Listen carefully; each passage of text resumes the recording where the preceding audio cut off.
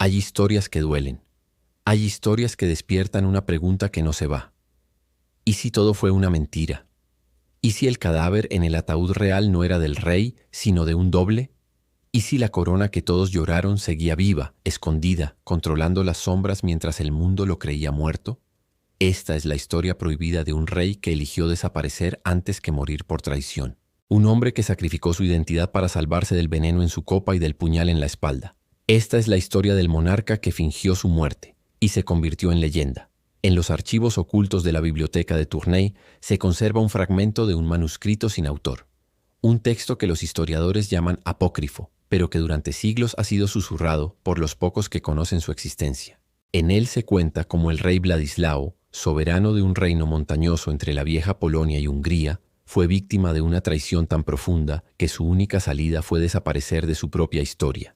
El pueblo lo conocía como Vladislao el Justo, pero en los pasillos del palacio, entre cortesanos y nobles, otro nombre circulaba en voz baja, Vladislao el Despierto, porque a diferencia de sus predecesores, este rey no dormía tranquilo. No confiaba en nadie. Nunca cenaba 2 veces en el mismo comedor. Jamás repetía copa ni servidor. Y cada noche antes de acostarse, sellaba él mismo las puertas de su aposento con un hilo de cera roja. Si la cera estaba rota al despertar, sabía que había sido visitado. Esa paranoia no era infundada. En sus primeros años de reinado, descubrió que su medio hermano, Casimir, había intentado envenenarlo con arsénico en el vino de consagración. Vladislao no lo mandó ejecutar. No. Fue más cruel. Lo condenó a vivir encerrado en una celda sin luz, con un espejo frente a él. Allí, Casimir enloqueció viendo su rostro envejecer día tras día, en silencio, con la culpa como única compañía. Desde entonces, Vladislao entendió que el trono era una silla rodeada de cuchillos. Durante años gobernó con firmeza, con una mezcla de temor y respeto que mantenía a raya a los conspiradores. Pero a medida que envejecía, su cuerpo comenzó a fallar. No dormía, no comía con tranquilidad, y su círculo de confianza era cada vez más reducido. Los rumores de locura comenzaron a circular. Algunos decían que hablaba solo por los pasillos del castillo, que tenía pesadillas en las que se veía a sí mismo en su propio ataúd, rodeado de buitres con cara de noble. Fue entonces cuando surgió la traición final. No vino del exterior, vino de su propio hijo, el príncipe Mirek. Mirek era joven, ambicioso, con una sonrisa encantadora y una habilidad peligrosa para ocultar el veneno bajo el perfume. Durante años había fingido obediencia.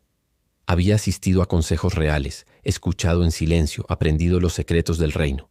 Pero lo que más había aprendido era esto. Su padre no iba a soltar el poder nunca, y él no estaba dispuesto a esperar. Vladislao descubrió la conspiración gracias a su viejo confesor, el padre Elian, un hombre de mirada gris y voz casi inaudible que había servido a 3 generaciones de reyes. Elian le entregó una carta interceptada. En ella, Mirek negociaba con un grupo de mercenarios flamencos para tomar la fortaleza de Trenen, punto clave para aislar la capital y forzar la renuncia de su padre.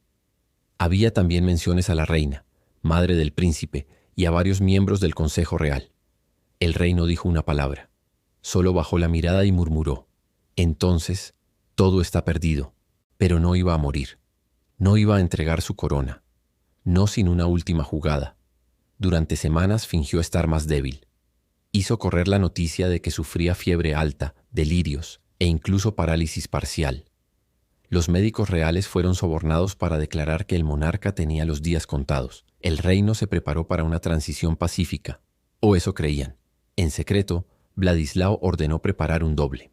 No un hombre cualquiera, sino un criminal condenado a muerte, que por una promesa de libertad para su familia, accedió a someterse a una transformación brutal. Le afeitaron la cabeza, le rompieron la nariz para igualarla a la del rey, lo alimentaron con la dieta del monarca y lo encerraron por semanas en una habitación sin luz. Cuando por fin lo sacaron, el parecido era grotescamente exacto, especialmente si el cuerpo estaba inmóvil y maquillado para un funeral. La noche del 14 de octubre, el castillo de Arben fue sellado.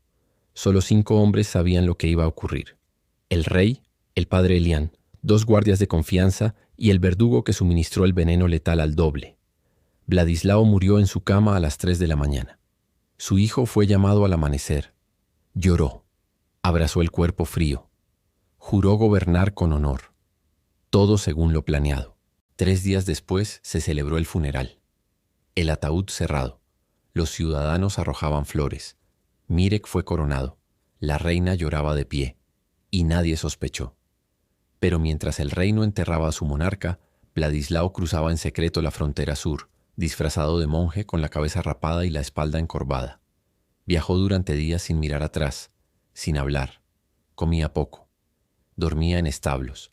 Se decía a sí mismo que todo era por supervivencia, que algún día regresaría, que esto era solo una retirada estratégica. Pero la verdad es que ya estaba muerto. No físicamente, sino simbólicamente. Había borrado su nombre, su rostro, su título. Lo único que le quedaba era el odio y la necesidad de ver caer a los que lo traicionaron. Se instaló en una cabaña junto a un lago helado en las montañas de Harben, donde solo vivían pastores. Allí nadie sabía leer ni escribir. Era invisible, pero su mente seguía trabajando. Durante años envió mensajes secretos por medio de su confesor, que regresó al reino como un monje itinerante. Esos mensajes eran órdenes de muerte, de sabotaje, de chantaje. Los aliados de Mirek comenzaron a morir en circunstancias extrañas. Un consejero se cayó del balcón de su palacio. Otro fue encontrado con la garganta cortada, sin señales de entrada forzada. Una sequía repentina arruinó las reservas de grano. El reino, poco a poco, comenzó a desmoronarse desde dentro. Y Mirek empezó a sospechar. Al principio pensó en brujería, luego en una maldición. Pero cuando una noche encontró una carta en su aposento, escrita con la caligrafía de su padre, firmada con la marca que solo él usaba, comprendió la verdad. El terror lo consumió. Mandó a exhumar el cuerpo real, pero ya estaba en huesos. Mandó llamar al confesor, pero había desaparecido. Mandó cerrar las fronteras, buscar a cada monje, a cada mendigo, a cada anciano encorvado. Pero era inútil. El rey muerto lo observaba. Vladislao nunca regresó. Se convirtió en un fantasma, en una presencia invisible que mantenía viva su voluntad a través del miedo. Dicen que antes de morir escribió un último documento, un diario en el que relató con detalle su plan, su dolor y su condena. Un texto que termina con una sola frase: fingí mi muerte para escapar de la traición, y en su lugar morí cada día sin que nadie lo notara. El castigo de un rey no es perder el trono, es ver cómo su nombre se pudre en los labios de quienes amó. Esa es la historia que muchos quisieron enterrar. Pero hay quienes aún creen que Vladislao no murió en la montaña, que vivió lo suficiente para ver a su hijo morir de miedo, que su sombra cruzó los muros del castillo una última vez, solo para ver cómo todo caía. Y si un día escuchas una historia parecida en otro país, con otro nombre, no te extrañes, porque los reyes no siempre mueren en su cama. Algunos desaparecen y viven entre nosotros, cargando con el peso de lo que hicieron para sobrevivir. No hay castigo más cruel que ser testigo silencioso de lo que uno mismo construyó, mientras se desmorona. Vladislao lo sabía. El poder no se entierra con la corona. El verdadero poder vive donde el miedo echa raíces. Y él, desde su retiro, desde esa cabaña olvidada entre la niebla, lo sentía todo: la desesperación de su hijo, la ruina del reino, los susurros que ya lo llamaban el rey maldito. Habían pasado 7 años desde su muerte oficial. La montaña no le había ofrecido paz, solo silencio. El mismo silencio con el que su hijo Mirek miraba el trono, cada vez más solo, cada vez más paranoico. Lo que empezó como un golpe de estado se había transformado en una maldición viva, porque el poder sin alma se convierte en plomo. Vladislao ya no enviaba órdenes, no necesitaba hacerlo. Su sombra se había convertido en leyenda. Algunos decían haberlo visto entre las ruinas del antiguo monasterio de Dunen, envuelto en una capa negra, con una mirada que helaba la sangre. Otros aseguraban que un mendigo sin dedos predijo la muerte de 3 nobles corruptos, y que las 3 muertes ocurrieron al amanecer, el mismo día. La idea de que el rey vivía era una herejía, pero cada vez más personas la creían. Y ese rumor, que crecía como hiedra entre los muros del castillo, carcomía lentamente la mente de Mirek. No dormía. Había convertido su dormitorio en una prisión. 4 capas de cerraduras, guardias que se turnaban cada 2 horas, ninguna puerta sin candado, ningún espejo sin cubrir, porque en los espejos decía ver a su padre, no como era, sino como debía estar ahora, viejo, demacrado, pero con los ojos llenos de fuego. La reina madre murió en silencio, de fiebre, sin un médico cerca. Algunos decían que había sido envenenada, otros que se quitó la vida tras confesar su traición. Pero lo cierto es que nadie la lloró. Su nombre fue borrado de los registros oficiales, como si nunca hubiera existido. Mirek estaba solo, rodeado de consejeros que le sonreían por miedo, de nobles que fingían lealtad, de sirvientes que rezaban cada noche para no estar presentes cuando el castillo ardiera. Y entonces ocurrió lo inevitable, una revuelta. El pueblo, empobrecido por las malas cosechas, los impuestos impagables y el miedo que se respiraba en cada callejón, se alzó. No por justicia ni por esperanza, sino por hambre. La rebelión comenzó en los márgenes, en las aldeas más alejadas. Se organizó en secreto con un símbolo grabado en las puertas. Una corona invertida, tachada por una línea de sangre. Cuando las tropas reales llegaron ya era tarde. Ciudades enteras se habían declarado libres. El mensaje era claro. Ya no creemos en los muertos, solo en los que caminan entre nosotros. La leyenda del rey vivo se convirtió en bandera. Y eso fue lo que rompió el alma de Mirek. No la guerra, no las pérdidas, sino que su padre, incluso desde el exilio, desde el olvido, seguía reinando, en la imaginación del pueblo.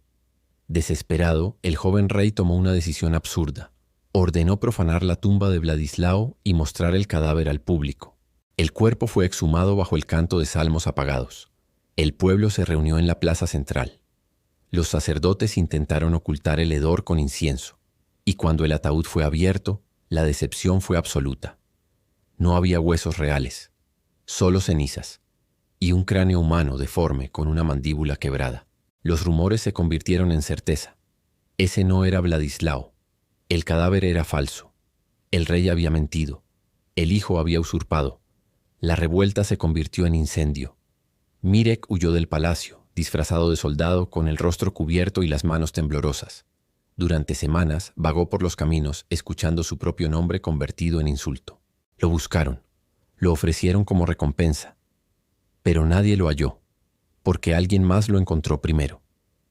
En lo alto de la montaña de Harben, donde el viento corta la piel y la nieve entierra la razón, Vladislao seguía vivo, más viejo, más débil, pero no derrotado. Había renunciado a todo, menos a una cosa: ajustar cuentas. El día que Mirek llegó hasta él fue por accidente, o por destino. El príncipe caminaba sin rumbo, guiado por el rumor de un viejo sabio que vivía solo y sabía el futuro de los hombres. Hambriento, desfigurado por el frío, se arrodilló ante la cabaña y pidió ayuda. La puerta se abrió lentamente, y del interior emergió una figura envuelta en pieles, con ojos que lo atravesaron como si ya lo hubieran visto morir. Ninguno habló por minutos. Solo el viento habló, hasta que Vladislao rompió el silencio. Así que el rey viene a suplicar como mendigo. Mirek palideció. Su rostro envejecido parecía el de un niño. ¿Padre? No me llames así. El hijo que yo tuve murió cuando firmó mi sentencia. Mirek cayó de rodillas. Lágrimas, sangre en los labios, frío en los huesos. Perdóname. No sabía qué. Sí sabías, y aún así lo hiciste. Pensé que estabas loco, que no soltarías el poder nunca. ¿Y tú qué hiciste con él? ¿Gastar el reino en banquetes y cementerios? El joven cayó al suelo quebrado. Todos me odian. Todos me abandonaron. No todos. Yo estoy aquí. ¿Tú me odias? Vladislao lo miró largo rato. Luego se dio la vuelta. Ojalá pudiera. Pero te amo demasiado para matarte. Y demasiado poco para salvarte. Esa noche no durmieron. Mirek se quedó fuera, temblando. Vladislao tampoco cerró los ojos. La batalla más grande no era con el hijo. Era con el recuerdo de todo lo que perdió por él. A la mañana siguiente la cabaña estaba vacía. Mirek fue encontrado días después, muerto por congelación. Su cuerpo estaba tendido a la orilla del lago. En sus brazos, una corona de madera tallada, rota en dos. Vladislao desapareció. No volvió a ser visto. Algunos dicen que se arrojó al lago helado. Otros que cruzó el último paso hacia el norte y se internó en tierras donde nadie lo conociera. Pero hay quienes aseguran que aún vive, en forma de espectro, susurrando a los tronos que tiemblan, recordándoles que el poder mal conseguido siempre cobra su precio.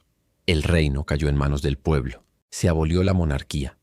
El castillo fue abandonado y los retratos reales quemados.